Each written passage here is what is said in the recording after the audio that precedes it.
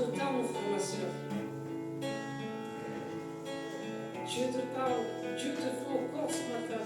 Remets-toi à lui. Il n'est jamais trop tard avec Dieu.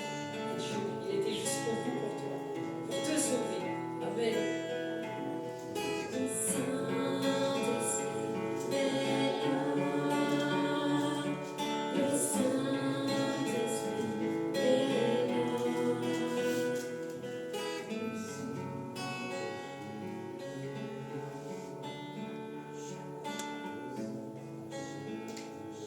Vraiment, on croit que le Saint-Esprit est avec nous.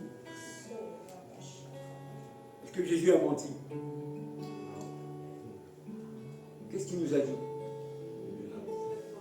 C'est lui qui s'est engagé, qui a proclamé « Je serai avec vous tous les jours jusqu'à la fin des temps ». C'est ça la grâce qu'on a. C'est qu'il est avec nous tous les jours. Il n'y a pas un instant dans ta vie où il n'est pas avec toi. Mais nous, notre gros problème, il est simple. C'est parce qu'on ne le voit pas. Et pour beaucoup, on n'y croit plus.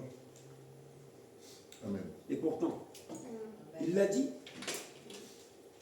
Il dit, ma parole est vérité. Donc, il ne peut pas mentir dans ce qu'il dit. Maintenant, est-ce que nous croyons en cette parole-là encore aujourd'hui? Ou c'était juste ceux d'avant? Parce que vu ce qu'on voit, vu ce qu'on entend, mon frère, on a du mal à y croire. Hein? Et pourtant, heureux ceux qui auront cru sans avoir. Nous qui sommes en croix en Jésus, qui a vu Jésus? On y croit, hein? Est-ce qu'on l'a vu? C'est ça la foi. La foi. Et tout ce qui touche à Dieu est lié à la foi. Amen? Amen. Je dis que sans la foi, on ne peut pas être agréable à Dieu. Mais on doit croire qu'il existe et qu'il est avec nous. Et moi, je dis que si je sais qu'il est avec moi, bon, j'ai peur de quoi? J'ai pas un garde du corps avec des bras comme ça avec moi. J'ai Jésus. Amen. J'ai Jésus. Moi, ben, ma petite fille, je dis souvent, parce que c'est une expression qu'elle avait sortie un jour comme ça. Vous savez, les enfants, quand ils partent, ils sont surpris. Elle dit, papy, même pas peur. Bon, si Jésus est avec moi, moi je me dis, j'ai même pas peur. Mais il faut être convaincu que Jésus est avec moi. Amen. On n'est plus convaincu des choses de Dieu. C'est ça qui est triste. Mais enfin, c'est pas le but du message, mais on doit comprendre ça. Tu dois comprendre qu'il est avec toi. Tu dors, il est avec toi. Tu te lèves, il est avec toi. On t'insulte, il est avec toi. On va te taper, il est avec toi encore. Hier, il a failli se faire taper bientôt. Mais quand on évangélise, il y a des réactions, il y a des gens, ils ne sont pas tous gentils pour te dire oui, donnez-moi le traité, je dirai ça plus tard. Monsieur qui s'est levé contre Ismaël, Dieu a fait grâce, il n'a pas pris de coup de poing. Mais ça aurait pu, hein. Mais on bénit Dieu parce que quand l'opposition se lève, c'est bon. C'est bon signe, hein? Regardez un peu ce qui s'est passé avec les disciples quand ils allaient de lieu en lieu, où Jésus, c'est pas tout le monde qui acceptait. Il y avait de l'opposition. Gloire soit rendue à Dieu. Pourquoi? Mais Jésus était avec lui. Non? Oui. Ben, on faisait l'œuvre de Dieu, Dieu était avec nous. Bon, on va nous taper quand? Comment? Amen. Oui, c'est cette dimension-là qu'on ne réalise plus qu'il est avec nous. Et on le dit souvent, pour beaucoup. Celui qui est en moi est plus grand que celui qui est dans le monde. Bon, tu dois savoir, celui qui est en toi, et aussi celui qui est dans le monde. Comment il s'appelle celui qui est dans le monde? Mais il dit qu'il a animé une grande colère, celui-là. J'avais une image tout à l'heure pendant qu'on chantait, parce que nous, on est toujours liés par le temps, hein, on est toujours pressé. Pressé que ça commence, pressé que ça finisse, pressé d'avoir tout de suite ce qu'on a besoin. On est pressé. Bon, c'est l'être humain, un peu comme ça. Mais le problème, c'est qu'on ne peut pas vivre avec notre temps, on vit avec son temps. Donc j'avais l'image d'un chirurgien qui opère quelqu'un. Donc imaginez, c'est une opération dans le ventre. Donc le chirurgien est là avec les assistants. On découpe le ventre de la personne, ils écartent et il commence à faire son opération. Puis d'un seul coup, le gars regarde la bande, ah, il est midi, j'ai faim. Allez, à tout à l'heure. Et il laisse la personne devant grand ouvert jusqu'à toi qui revienne. Ben, c'est ce qu'on fait souvent avec Dieu. Bon, allez, c'est bon quand c'est fini quand. Vous avez cette image-là. Bizarre, hein? Des fois, on est un peu comme ça. Je ne sais pas s'il y a quelque chose de plus grand, de plus beau, de plus précieux que Jésus. Non. Quelqu'un qui a tout accompli pour toi, qui a tout préparé pour toi, même quand tes yeux vont se fermer, ça continue. Bon, il n'y a pas mieux que lui. Non. Oh! Il n'y a Vous pas répondez pas. Vous savez que je vais trouver quelqu'un d'autre mieux. Il n'y a pas mieux. Il n'y a pas mieux que Jésus. Il n'y a pas plus grand que lui. Donc, si on en est conscient, mais on lui doit tout, non? On ne regarde pas ta montre. Le temps, c'est pour lui. Regardez, Jésus, à un moment, il dit à ses filles, hé, ne faut-il pas que je m'occupe des affaires de mon Père? On a nos propres affaires, oui. On a notre quotidien, notre foyer, on ne peut pas négliger tout ça. Oui, mais pour Dieu, c'est quoi? On lui doit tout. Et on lui donne un tout petit peu. Et comme on donne un peu, ben, il te fait un peu. Ben, il te respecte. Il dit, bon, si tu ne me donnes que 10%, ben moi je te donne 10%. Et pourtant, j'ai les 100% pour toi. Non? Moi, je préfère 100% de 10. Hein. Ouais. Non? Imagine, quelqu'un te dit, bon, si tu travailles pour moi, je te donne ma voiture. Et comme tu ne travailles pas beaucoup, le gars te donne une roue de la voiture. Bon, tu commences à travailler un peu plus, il te donne la deuxième. Alors qu'il veut te donner la voiture complète. C'est ça notre problème. Jésus dit, il nous a tout donné. C'est-à-dire qu'il ne manque rien. Mais pour le vivre, il faut y croire. Nous, dès qu'une mouche vole, tout ça, on remet toujours les choses en question. Je vous dis qu'on va remettre la croix de Jésus en question là-haut. Amen. Ça, c'est pour qu'on s'encourage à s'approcher de Dieu et à croire qu'il existe. Et puis que tu te rassures. Quoi qu'il m'arrive, il est avec moi. En plus, ils ont dit que c'est ton avocat. Donc il te défend auprès du Père. Donc, même si on t'accuse, lui, il va te défendre. Donc, puis c'est gratuit un avocat. En justice, tu payes. Hein. Maman. Bon, on va parler de quelque chose d'important aujourd'hui. Hein. Qu'est-ce qu'on fait quand Dieu intervient dans nos vies? C'est quoi la suite? Imaginons, Isma a mal au pied, et ça fait des années qu'il boite. Il demande la prière, puis à ce coup, ah, miracle, il ne boite plus. Bon, il va faire quoi après? Merci. Il va remercier le Seigneur.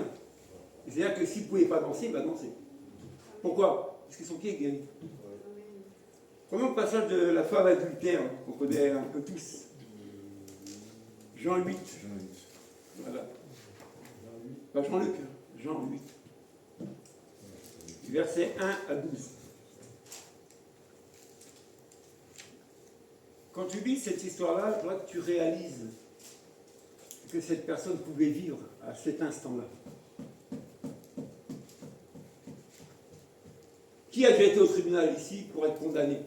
Il a commis un délit, il a été jugé, on le condamne. On est plusieurs, gloire à Dieu. Heureusement qu'on va rencontrer Jésus, on n'y va plus, normalement.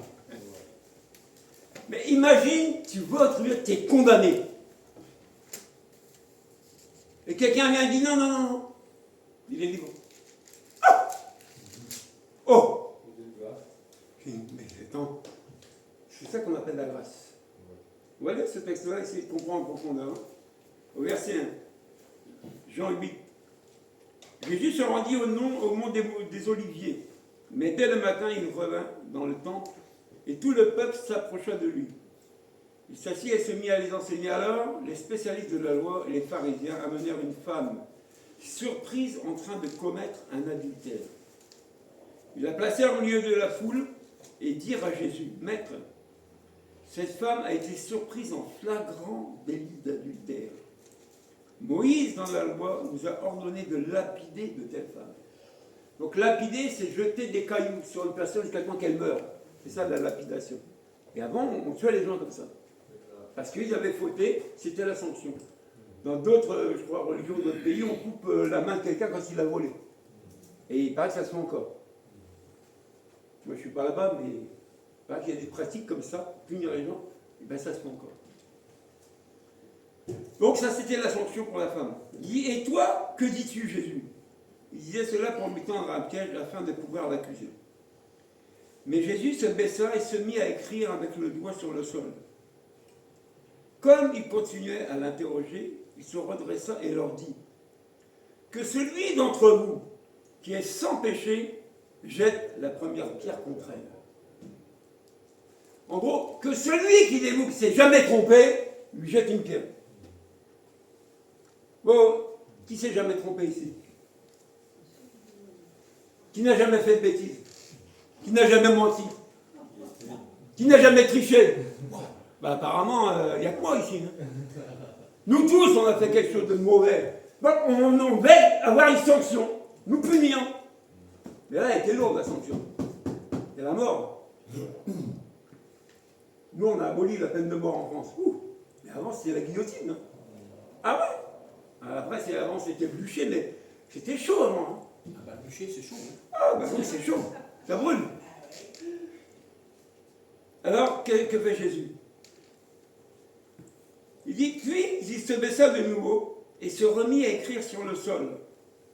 Quand ils entendirent cela, accusés par leur conscience, ils se retirèrent un à un, à commencer par le plus âgé jusqu'au dernier. Jésus resta seul avec la femme qui était là au milieu. Alors il se redressa et ne voyant plus qu'elle, il lui dit, « Femme, où sont ceux qui t'accusaient? Personne ne t'a donc condamné. » Et répondit, « Personne, Seigneur. » Jésus lui dit, « Moi non plus, je ne te condamne plus. Vas-y désormais, ne pêche plus. » Amen. Rendez-vous compte de la situation de cette femme, ou ta situation à toi, quand tu as commis une faute grave, et que tu passes au tribunal, un peu comme ça, où tous ceux qui t'accusent sont là. La partie adverse, la partie qui défend, tout le monde est là, et le magistrat, il est là. C'est Jésus. Et d'un seul coup, tout le monde s'en va. Il dit, mais ils sont où ceux qui vous accusent, monsieur? Ils sont où? Ils sont plus là. Rendez-vous compte. Il dit que celui qui n'a pas péché jette la première pierre. C'est-à-dire que celui qui n'a jamais fait d'erreur, tu peux tabasser. Vous voyez comment on est nouveau, souvent. Hein? On est prêt à souhaiter le mal à quelqu'un, donc toi aussi tu as fait du mal. On est comme ça, hein? Mal pour mal, œil pour œil, dent pour dent. Et la grâce, on en fait quoi? Qu'aussi que Jésus, il ne savait pas que dans la loi de Moïse, lisez Lévitique, vous verrez, c'est chaud. On parle d'adultère. Qui n'a jamais commis l'adultère ici? Avec Dieu, on commet l'adultère. Parce qu'on le trompe. Et oui. Nous aussi, on trompe Dieu souvent, donc on commet l'adultère. Donc on devrait nous lapider aussi. Mais Jésus n'est pas comme ça.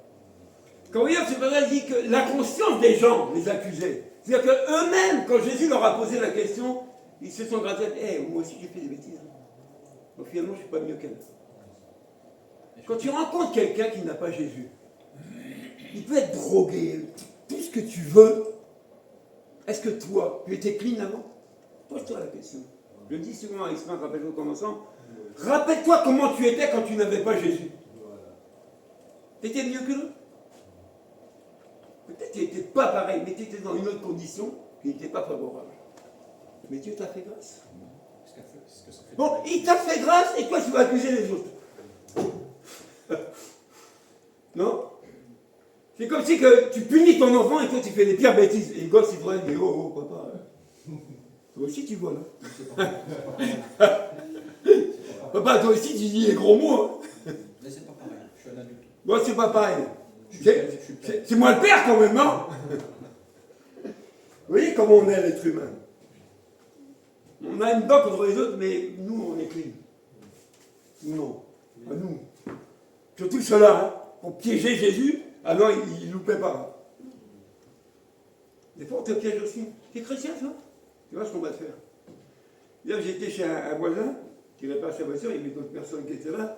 Et au moment de partir, il y a un qui dit tu peux pas prier pour ma voiture? Ça, c'est pour me provoquer, ils savent qui je suis. Je lui dis ta voiture, je ne prie pas, mais pour ça, je veux bien prier. Je lui dis viens, tu habites Bretagne, viens. Je te dis, tu sais où on est, viens. Viens, toi et ta famille, on priera. Vous voyez comment on nous provoque souvent?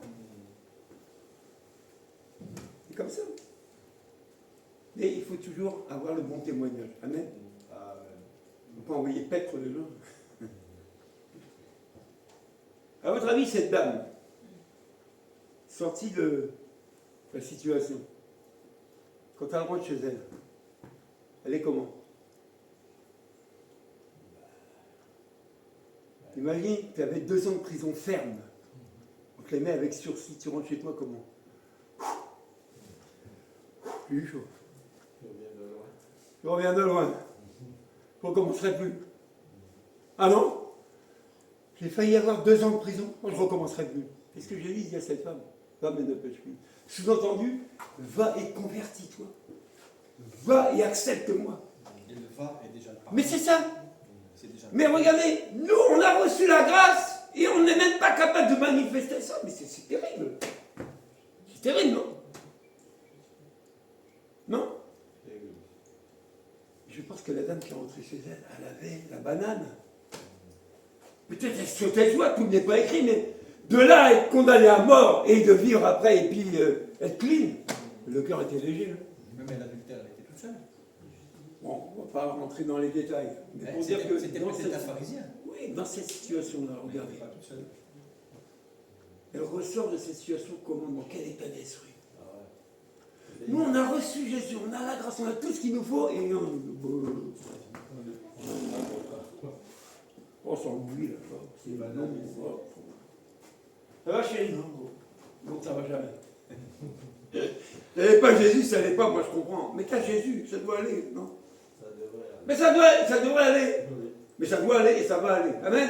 Amen. Hein, faut pas s'arrêter là-dessus. Allez, un autre passage. Luc 17. Luc. Regardez des fois l'attitude des gens dans la Bible et la nôtre. Comparez un peu les réactions de ces gens-là et la nôtre. Et pourtant, l'être humain, c'est le même. Il a toujours 2 jambes, 2 bras, une tête. Il n'a pas changé. C'est toujours des hommes et des femmes, ça ne changera pas. Hein. Mais les réactions, elles changent. Parce qu'on ne regarde plus à Jésus. On regarde aux autres ou à nous. On n'a plus les yeux fixés sur lui. C'est ça qui va plus. Allez, à partir du verset 11. Luc, 17.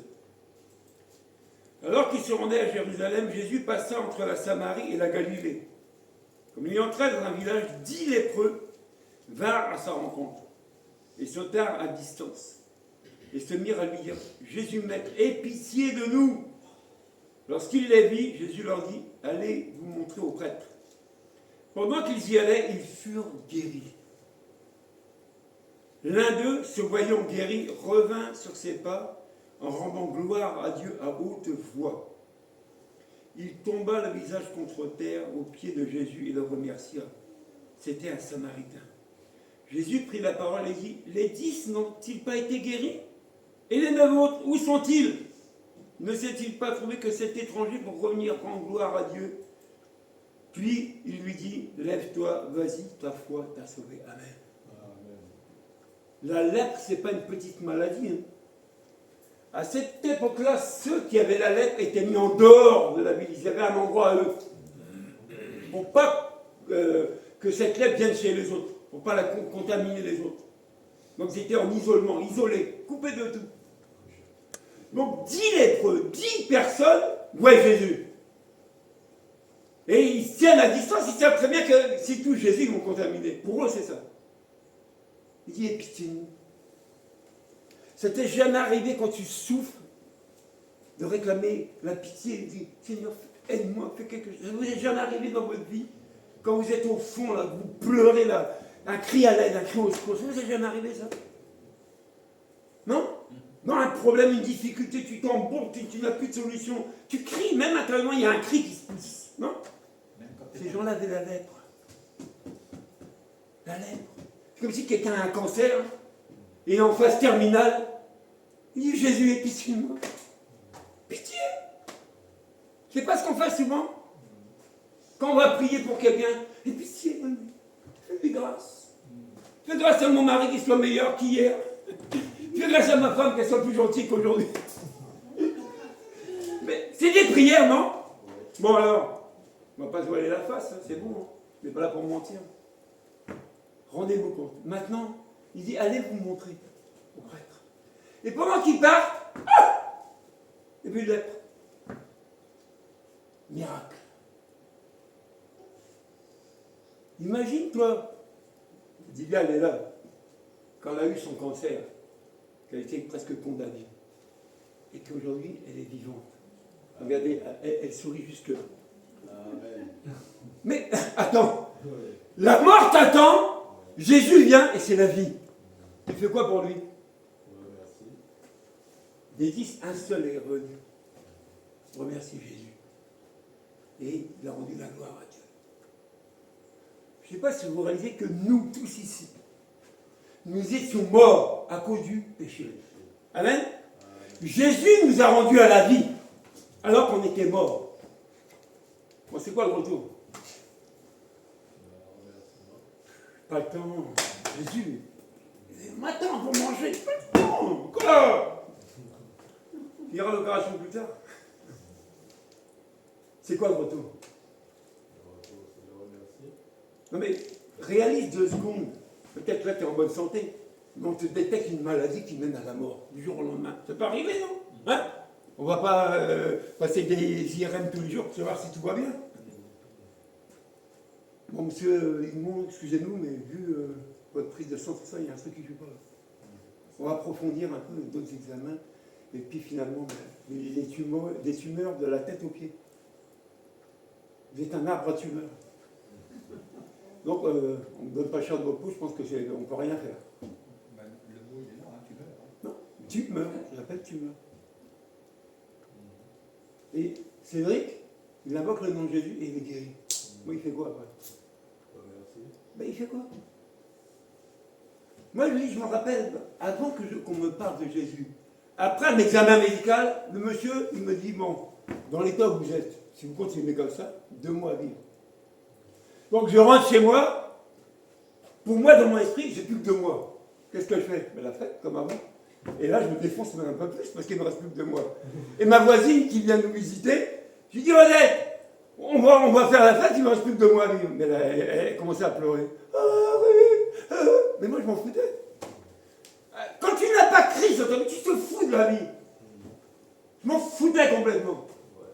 Bon, c'est quand même bizarre que je suis encore vivant des années après, non? Mais grâce à qui? À Jésus. C'est lui qui change. De la mort, il t'amène à la vie. Bon, est-ce que, vivant ça, moi, je suis resté comme ça, dans mon canapé, à attendre que ça se passe? Là, je dis non, ce que j'ai vécu, il faut que les autres le vivent. Vous comprenez? C'est-à-dire que le miracle que tu as vécu avec Jésus, cette transformation de vie, tu ne peux pas la garder secrète. Tu es obligé de l'exprimer. Ah oui, moi j'étais devenu fou. Hein. J'avais même dit au pasteur à l'époque, moi je m'en fous même de dormir dans des cartons dehors, je m'en fous, je laisse suivre Jésus. C'est pour ça que Dieu a donné des ministères à l'église pour contenir ce feu-là, parce que le gars il va brûler. Mon ami, elle a pris des coups de bille sur la tête. J'avais une maladie qu'on appelle polynévrite. Et cette maladie-là, c'est les nerfs qui sont atteints par l'alcool. Et les nerfs, c'est une cellule qui ne se régénère pas. Donc c'est foutu. Donc tu vas finir avec un trotteur comme ça, tu ne peux plus marcher, tu es paralysé à cause de l'alcool. Et le médecin me dit, bon, moi, pour un temps, on est chez ça, et il me donnait des bas de contention. Ben, pour un bonhomme, mettre des bas. Bonjour. Et je prends la boîte des bas, je me rappelle, non, mais c'est un rire. Je rigole encore. Et je comprends pas le mot dedans, quoi. Et à l'époque, Muguette, elle avait de nouveau une Bible, et elle lisait la Bible. Je me suis mis en colère contre elle. Si tu ne peux pas m'aider pour mettre les balles avec ta Bible, tu m'en... J'ai pris sa Bible, j'ai tapé sur sa tête. Encore, j'ai reproché de lire la Bible, il faut que s'occuper de moi. Rendez-vous compte. Par où tu passes? C'est du sport, hein, les gars. Bon, Dieu m'a fait grâce, plus de polynévrique. C'est fini. Et plus de bas surtout. Plus de bas surtout. Les deux, là. Mais je dis, comment tu peux vivre ça et puis tu restes. Tu peux pas. Tu viens prier. Oh, oui. Je suis guéri maintenant. Je vais remettre Plus ça. guéri, vous t'en souvenez. Tout va bien. Je vais mettre des bouchées. Bon, ok. Ça, c'est vraiment de reconnaissance. Jean-Luc a souvent les yeux fixés sur ce verset-là. Ouais, Exprimez votre reconnaissance en toutes circonstances. Peut-être que tu n'as pas vu un miracle physique, mais rien que d'être en paix avec toi-même, c'est un miracle. Tu vis sous la condamnation, l'accusation de toutes les bêtises que tu as faites. Il y en a qui vient et essuie toute sa page blanche. Tu es peinard. On va te reprocher quoi? On a essuyé ton dossier. Il est tout blanc. Je disais au petit jeune là, qui était hier en train de réparer les voitures, je dis, si vous voulez que je te raconte ma vie, c'est tome 1, tome 2, tome 3, tome 4. Je ne sais pas si j'ai acheté de bouquin pour te raconter mes bêtises, avant de connaître Jésus. Mais toutes ces bêtises accumulées, tout ce que tu as fait de mal, il efface. Ta vie, c'est page blanche. En gros, tu as ton casier judiciaire vierge. Mais tu lui dis quoi à celui-là? Tu lui dois quoi? Qu'est-ce qu'on lui doit? Vous voyez, on n'a plus cet aspect de revenir vers Jésus pour lui être reconnaissant, pour le remercier. Peut-être on fait au début, puis après, un autre jour, mais pas le temps. Mais le problème, c'est que quand tu dis j'ai pas le temps, le temps ne t'appartient pas. Tu ne sais pas quand est-ce que tes yeux vont se fermer. Mais les craques, nos yeux vont se fermer sur la terre, donc ça, on n'a pas de problème. On finira par là. À moins que Jésus revienne avant. Mais à part ça, on y passe tous à la trappe. La reconnaissance, remercier Dieu, louer Dieu tout le temps. C'est pour ça que ce gars lépreux là s'est arrêté à dire merci une fois à Jésus. Tu sais ce que c'est que la lèpre? Quand ça s'attache à toi, tu n'as pas envie d'y retourner. Moi, je ne veux pas retourner où j'étais avant. Ah non, trop de souffrance. Ah non, non, j'ai trop souffert. Acte 3, versets 1 à 12. On continue.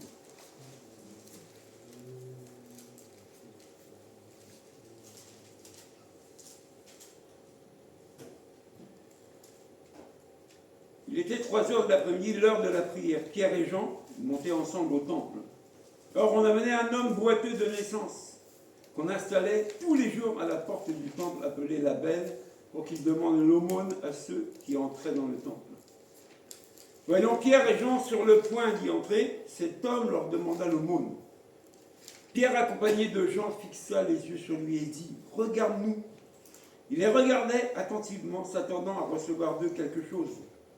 Alors Pierre lui dit, je n'ai ni argent ni or, mais ce que j'ai, je te le donne. Au nom de Jésus-Christ de Nazareth, lève-toi et marche. Puis il le prit par la main droite et le fit lever. Ses pieds et ses chevilles s'affermirent. Immédiatement, d'un bond, il fut debout et se mit à marcher.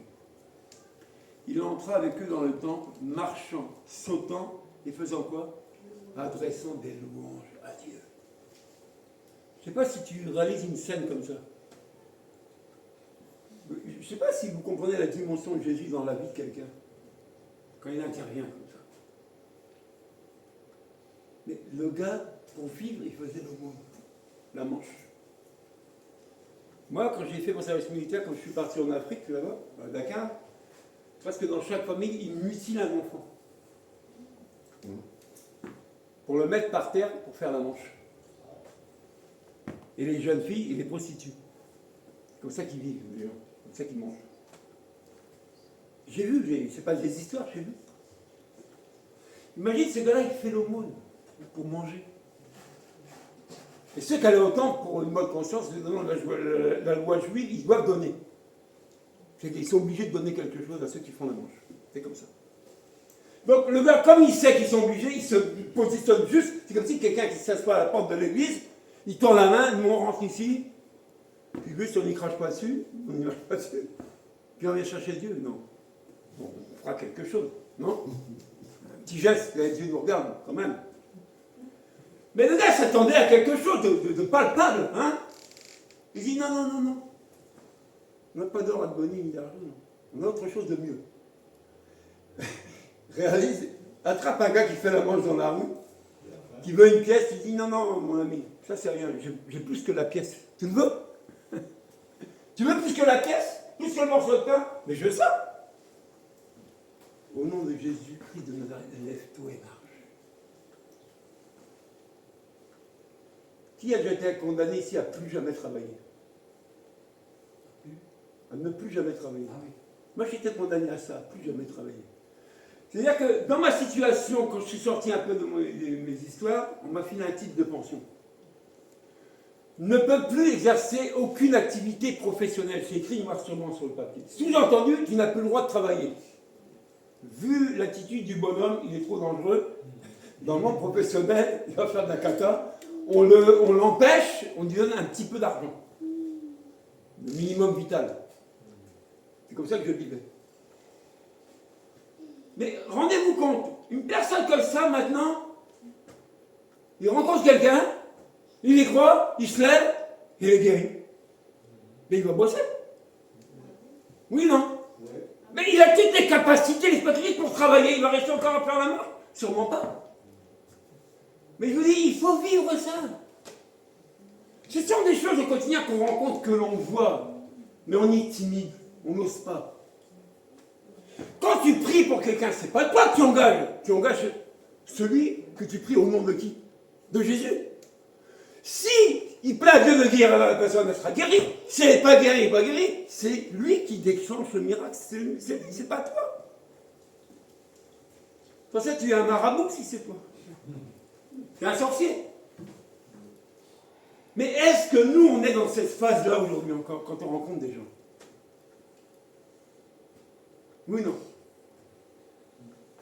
Comment on peut se taire qu'on a vécu un miracle avec Jésus? Expliquez-moi, comment on peut rester comme ça, nonchalant, et puis s'occuper de la vie quotidienne, de sa propre vie, son chouchou, c'est moi, mon chéri, je prends soin de moi, et les autres? Les autres n'ont pas la grâce. Les autres n'ont pas Jésus. Et toi, tu t'occupes toujours de toi, de moi, de moi, de moi, rien que moi. C'est grave, hein? Non? Mais cet homme-là s'est mis à marcher. Rendez-vous compte. Regardez un peu la suite. Il dit, quand Pierre mit cela, il dit au peuple israélite, pourquoi vous étonnez-vous de ce qui s'est passé? Pourquoi fuyez-vous les regards sur nous? Comme si c'était par notre propre puissance ou par notre piété que nous avons fait marcher cet homme. Et c'est au nom de Jésus qu'il marche. C'est pas au nom de Régis ou de Jean-Luc. Vous voyez les miracles? Mais cet homme n'est pas resté à dire, ah merci Pierre, non, franchement, merci Jean d'être passé là, merci parce que grâce à vous je marche aujourd'hui, merci, vous êtes bien sympa, on va aller au bistrot arroser ça, hein?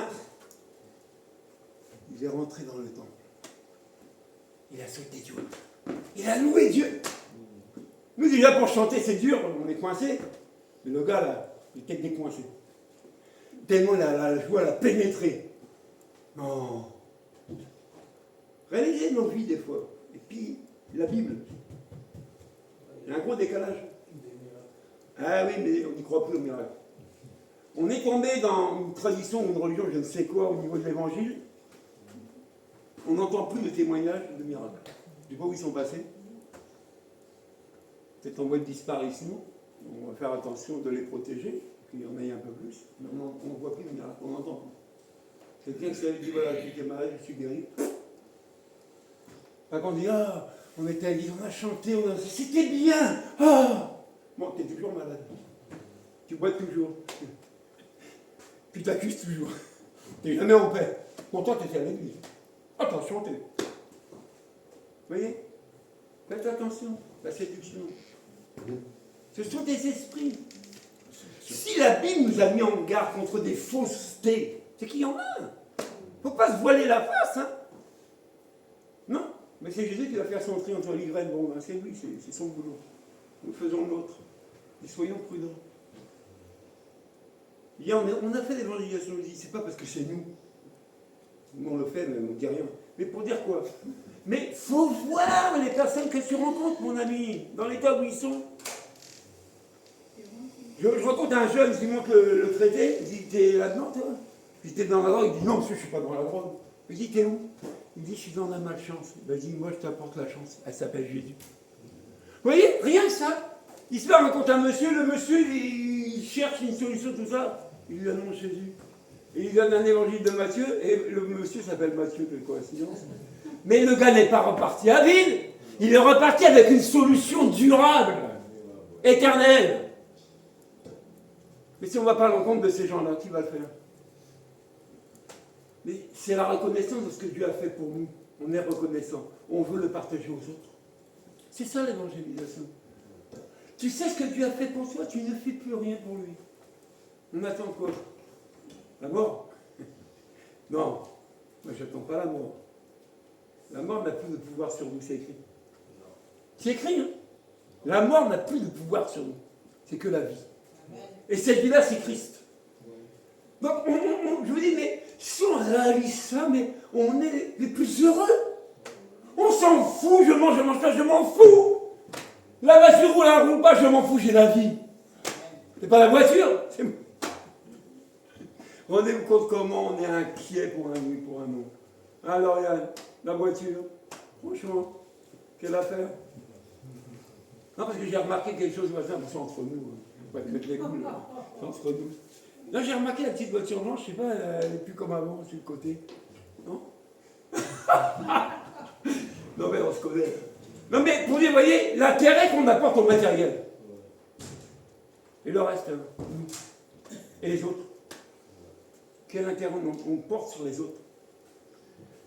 Mais Dieu nous regarde, Dieu nous aime tous. Amen. Un autre passage, on continue. Jean 3. Ça va? Bon, je crois, c'est ça, vous serez déjà tous partis. Donc, si vous êtes encore là, ça va. On ne sait pas où aller. Je ne sais pas où aller. Ici, il fait bon. Oui, nous tu les paroles de la vie. Ah, j'aime Dieu, franchement. Ça fait du bien, sourire, franchement. Allez, un autre passage. Dans Jean, chapitre 3, du verset 1. Ah non, je crois que c'est pas... Oui, je vais trop vite en besogne. Chirurgien. Non, j'étais trop vite.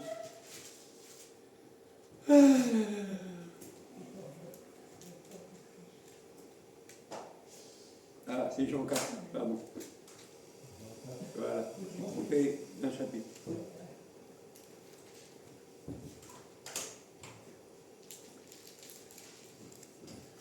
Le Seigneur a appris que les pharisiens avaient entendu dire qu'il faisait et baptisait plus de disciples que Jean.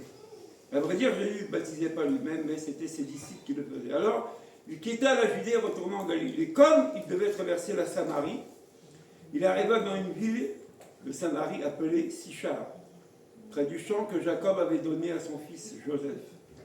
Là se trouvait le puits de Jacob. Jésus, fatigué du voyage, était assis au bord du puits. C'était environ midi.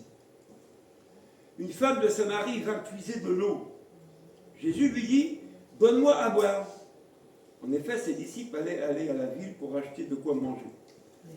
La femme samaritaine lui dit, « Comment toi qui es juif, tu me demandes à boire à moi qui suis une femme samaritaine ?»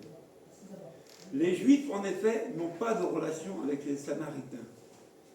Jésus lui répondit, « Si tu savais quel est le cadeau de Dieu, et qui est celui qui te dit, donne-moi à boire, tu lui aurais toi-même demandé à boire, et il t'aurait donné de l'eau vive. » Seigneur, lui dit la femme, tu n'as rien pour puiser, et le puits est profond.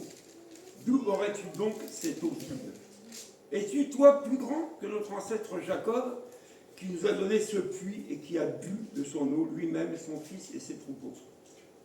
Jésus lui répondit, toute personne qui boit de cette eau et aura encore soif. En revanche, celui qui boira de l'eau que je lui donnerai n'aura plus jamais soif. Et l'eau que je lui donnerai deviendra en lui une source d'eau qui jaillira jusque dans la vie éternelle. La femme lui dit, Seigneur, donne-moi cette eau afin que je n'ai plus soif et que je n'ai plus à venir puiser ici. Va appeler ton mari, lui dit Jésus, et reviens ici. La femme répondit, je n'ai pas de mari. Jésus lui dit, tu as bien fait de le dire, je n'ai pas de mari, car tu en as eu 5. Et l'homme que tu as maintenant n'est pas ton mari. C'est chaud. En cela, tu as dit la vérité. Le Seigneur lui dit, la femme, je vois que tu es prophète.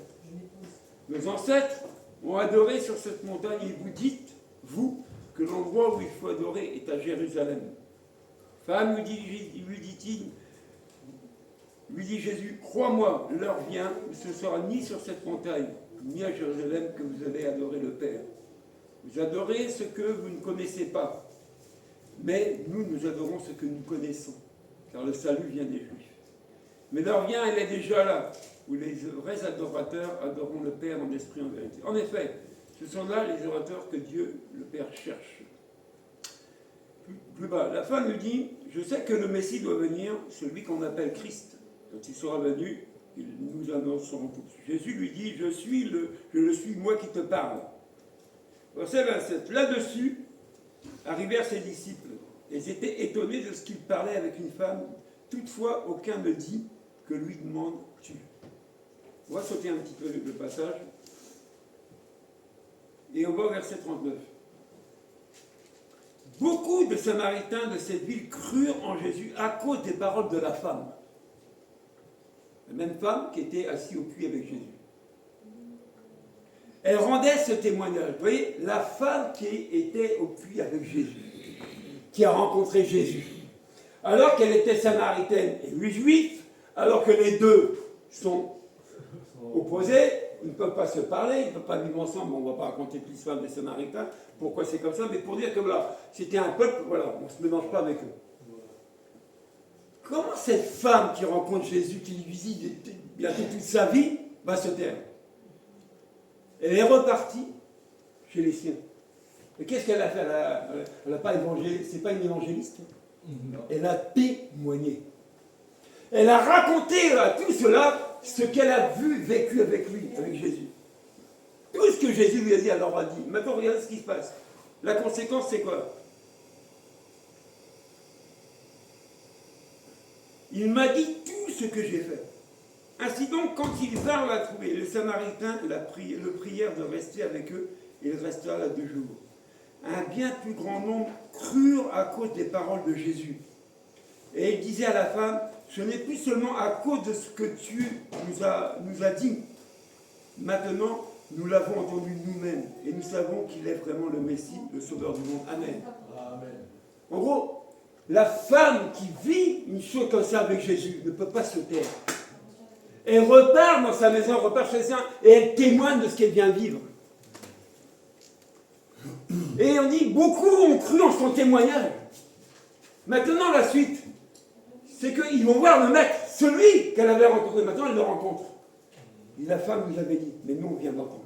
C'est vrai, il est vraiment le Sauveur. Quand tu témoignes à quelqu'un de Christ, de ce que tu as vécu, la personne, elle t'écoute. Elle croit ce que tu lui dis.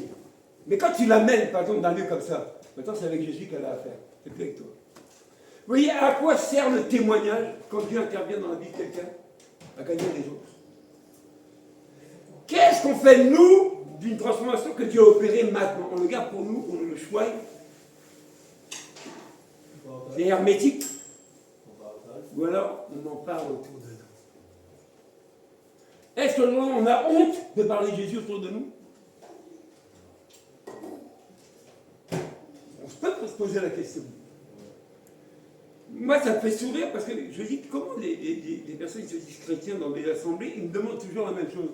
Mais il faut une autorisation pour aller parler de Jésus. Je dis quoi? Mais je dis, on est où?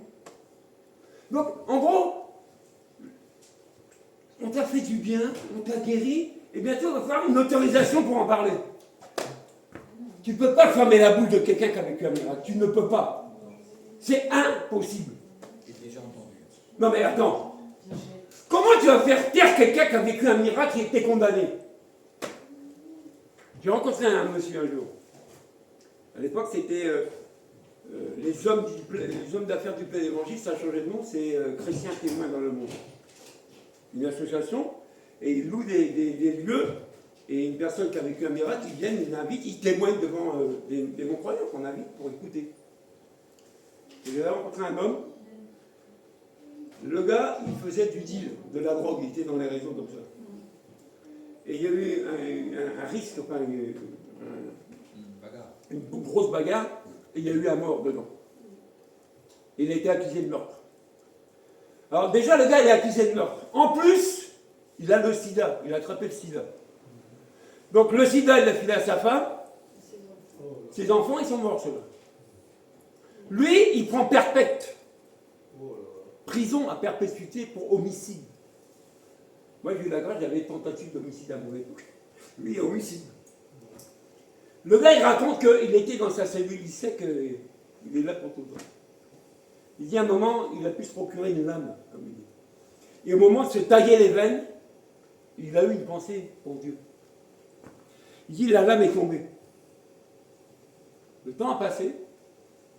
On ne sait pas pourquoi ou comment le procès par la suite, a été révisé. Et il a eu un non-lieu. C'est-à-dire quoi? Selon la justice, il est condamné, parce que d'après les autres, c'est lui qui a tué les autres. Donc, il va en prison. Jusqu'à la fin de sa vie, toute sa mort, prison. En plus, il a le sida. Donc, il est mort 2 fois, lui. Le sida, il l'a donné à sa famille, ils sont morts. Réalise, hein. Moi, je l'ai rencontré, cet homme-là. Maintenant, c'est quoi? Non-lieu à son procès. Fini. Vous êtes libre. Ah, le gars sort de prison, il est libre. Mais le problème, c'est que quand tu sors sur le prénom, tu retournes voir les mêmes personnes. Qui étaient dans le même milieu que toi. Et ça, c'est dangereux. Mais dit, heureusement, il a rencontré des personnes qui parlaient de Dieu, qui l'ont pris en charge, qui l'ont hébergé. Et c'est là qu'il a connu l'évangile. Rendez-vous compte. C'est là qu'il a rencontré Jésus. Mais regardez la beauté. Tu vois, quand un cœur se tourne vers Dieu, le processus de guérison de Dieu est entamé. Le processus, il commence. Mais cet homme-là était guéri du sida. Guéri. Ce qui fait qu'il s'est marié, il a eu une nouvelle femme, elle n'a pas le sida. Il a des enfants, ils n'ont pas le sida. Donc, réalise ce gars-là, ce qu'il a vécu. Maintenant, il est conférencier. Dans les écoles, tout ça, il parle de la drogue aux gens. Ce que ça apporte dans la vie des gens, la drogue. Mais quand j'ai entendu son témoignage, je suis avancé avec lui, j'ai raconté un peu ma vie, il me dit, toi, c'est encore plus difficile, il dit, parce que l'alcool s'en vente libre, la drogue encore, c'est dur à trouver, t'en as pas. Mais dis-toi, le pilard... Mais pour dire que des miracles vécus, comment le gars va rester chez lui et il dit, oh, c'est bon, hein, débrouillez-vous, hein, moi je vis. Hein. Le gars, il a consacré sa vie, à apporter de l'aide aux autres. Parce qu'il sait ce que c'est que la drogue. Il sait ce que c'est que la mafia. Il sait ce que c'est que la mort. Il sait ce que c'est que la justice.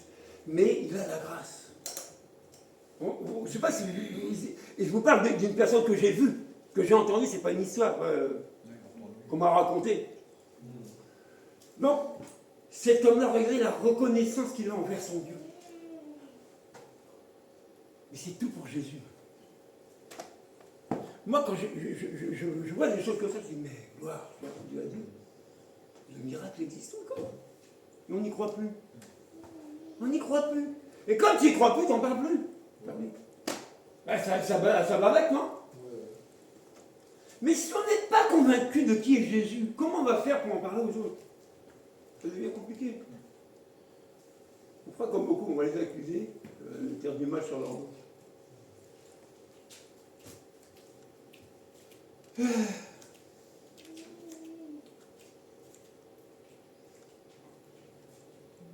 Je sais où je sais plus. 39. Oui, voilà. Donc, on a lu le passage. Donc, vous voyez, d'une rencontre qu'une personne a faite avec Jésus, c'est déjà dans sa propre vie, chez les siens et dans tout le village. Regardez les actes des apôtres. On parle souvent de la Pentecôte. Oui ou non? C'est-à-dire que le Père avait prévu, vous voyez quoi? Le Saint-Esprit. Vous vous rappelez de l'histoire, non?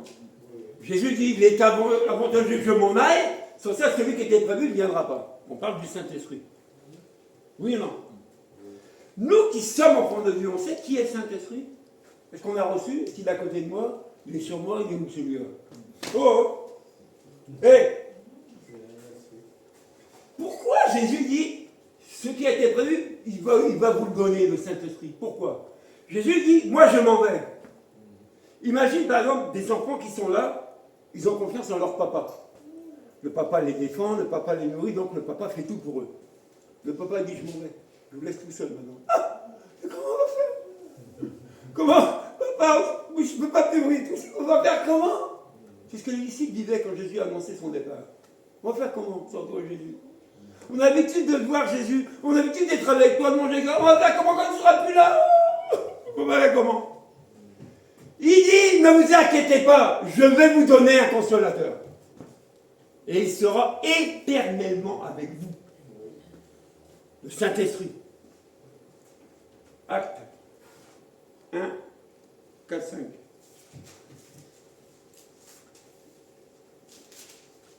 Et c'est là qu'on va en venir aujourd'hui dans la prédication. Alors qu'ils se trouvaient en leur compagnie, on parle de Jésus et des disciples, il leur recommanda de ne pas s'éloigner de Jérusalem, mais d'attendre ce que le Père avait promis. Ce que je vous ai annoncé, lui dit-il, car Jean a baptisé d'eau, mais vous, dans un peu de jours, vous serez baptisés du Saint-Esprit. Mais regardez bien les recommandations. Attendez! Je vous ai tantôt que nous, on est pressés. On ne sait pas attendre. On part avant Dieu. Et on échoue.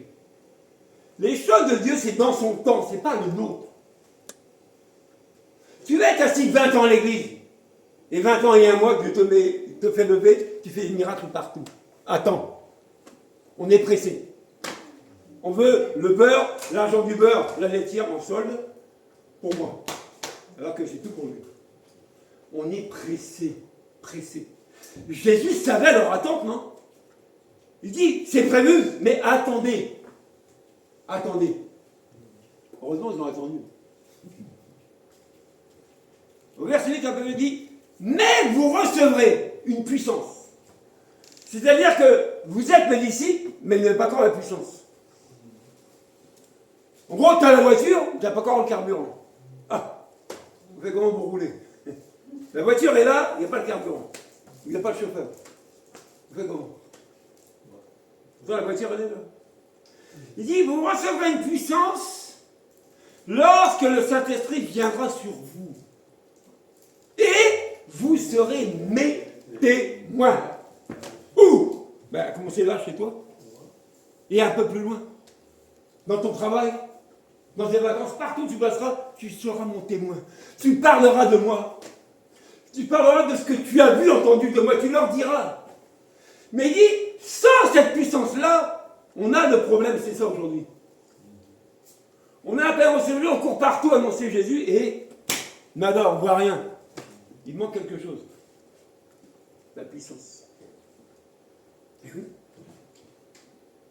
Regardez, il détaille bien les 3 étapes. Hein. Tu attends, tu reçois et tu témoignes. C'est pas tu témoignes, tu n'as pas attendu, tu n'as pas reçu. Vous voyez?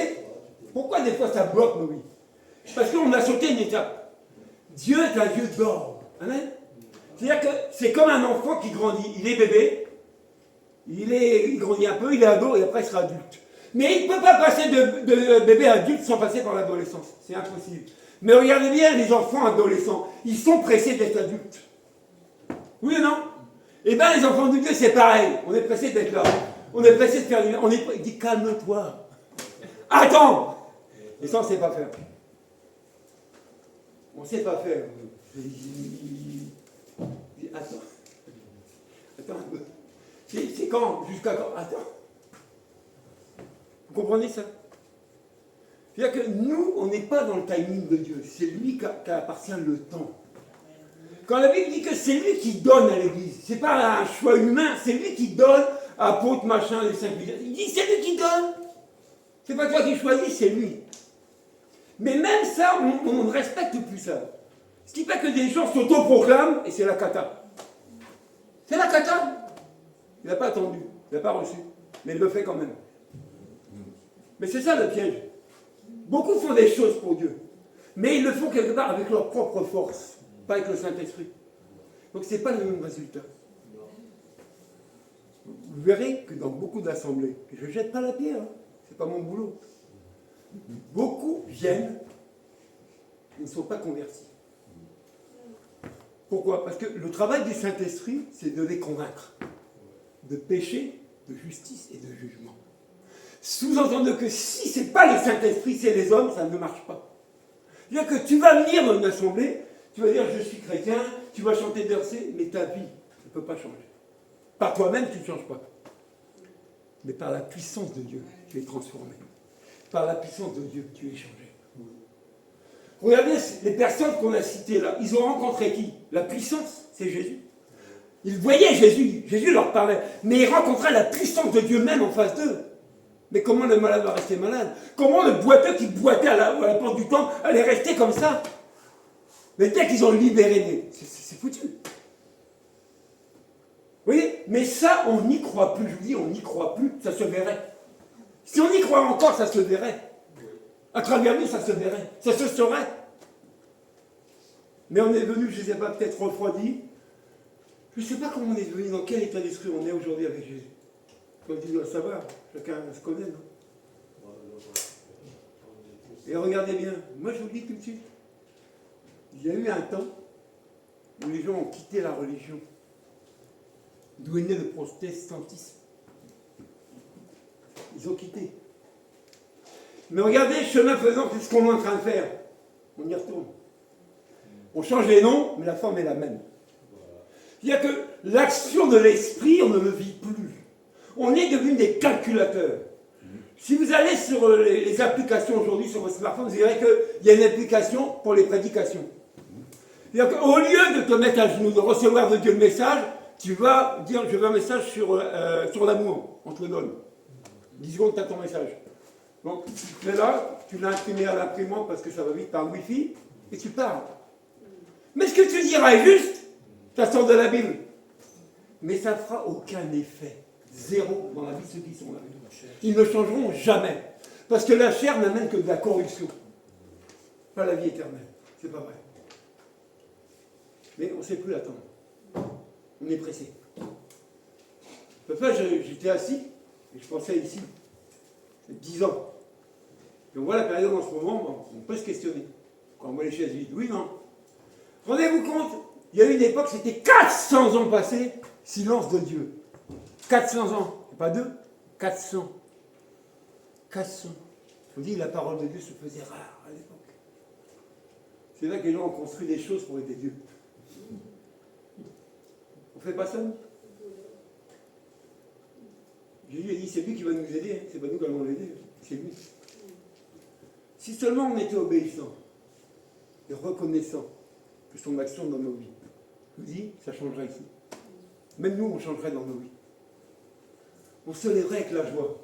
On ne bouderait pas le mari ou la femme, on aurait déjà la joie de se réveiller parce que le souffle vient de lui. On serait heureux. On serait reconnaissant de ce que Dieu fait. Et le témoignage autour de nous, rendez-vous compte. Le gars, par exemple, qui boude tout le temps, qui crie après tout le monde, du jour au lendemain, il ne boude plus, il ne crie plus après tout le monde, il embrasse tout le monde. Et ce changement-là, ça va gratter la tête aux gens. Mais qu'est-ce qui est arrivé à cet homme-là? Mais pourquoi il a changé? C'est Jésus, monsieur, il m'a changé. Ah, Jésus! Mais on ne témoigne plus quand Dieu que les gens changent. On est bloqué dans nos blocos, dans les cathédrales, ils sont fermés là-dedans, hermétiques. Ça pourra rentrer, il n'est pas chrétien. Rendez-vous compte quel évangile on vit aujourd'hui. Alors que Dieu veut nous faire vivre autre chose. Quand il parle de nouveauté de vie, ce n'est pas une chose que tu connais, c'est une chose nouvelle, que tu expérimentes avec lui. Dernièrement, on est en train de vivre une situation avec Nougat, mais c'est un truc de fou. Les gens l'ont retrouvé 30 et quelques années après pour quelque chose. Mais on avait oublié tout ça, on avait enterré tout ça. Maintenant, ils vont vous appellent parce qu'il y a un dossier à finaliser, on ne sait jamais. Mais c'est pas ça qu'on cherche. La Bible dit quoi? Cherchez premièrement mon royaume. Et le reste viendra par-dessus. C'est-à-dire que quand tu mets ta priorité chez Dieu, tout, les souhaits de ton cœur, tout ça, ça viendra après par-dessus. C'est-à-dire que tu seras tellement comblé, tu seras la patate. Comme c'est vrai que ce matin, j'ai dit, t'as une belle tablette, c'est vrai que ton passé n'a même pas une tablette. Il dit, mais c'est à cause de toi. C'est à cause de tes prières qu'on est dans l'abondance. Vous voyez, quand tu cherches Dieu, c'est l'abondance qui arrive après. Amen. Mais est-ce qu'on cherche Dieu aujourd'hui? Faut pas qu'on ait des godasses trouées, on n'a même plus de sous pour en acheter. Cherchons Dieu pour Dieu, pas pour les hommes. Ce sera plus bénéfique. Mais respectons la hiérarchie de Dieu. Soyons patients, attendons. Et quand on reçoit, on y va. Allez, on va prier. Que Dieu nous fasse grâce. Vous comprenez que quand Dieu agit, il attend un retour. Notre investissement, notre reconnaissance de son acte. C'est tout. Et je ne parle pas d'argent là. Je parle de ton temps. Je parle de ton témoignage autour de toi.